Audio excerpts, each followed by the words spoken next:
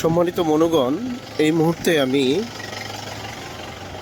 মানিকগঞ্জের সিংগাইর উপজেলা ক্রস করছি। আর এইখানে একটা পেট্রোল পাম্প, এই পাম্পের সামনে সুদীর্ঘ লাইন দেখা যাচ্ছে মোটরসাইকেলে।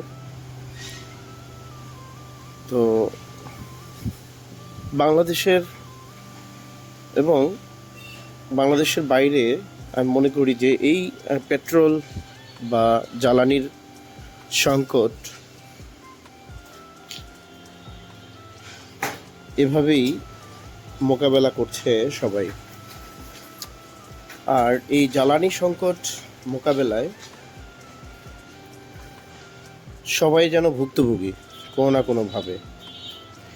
ইতিমধ্যে বিভিন্ন দেশ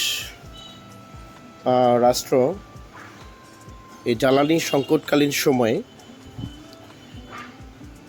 যত ধরনের ট্রান্সপোর্ট আছে, ট্রেন, বাস, গণপরিবহন, এগুলো সম্পূর্ণ ফ্রিতে যাতায়াতের ব্যবস্থা করেছেন জনসাধারণের জন্য।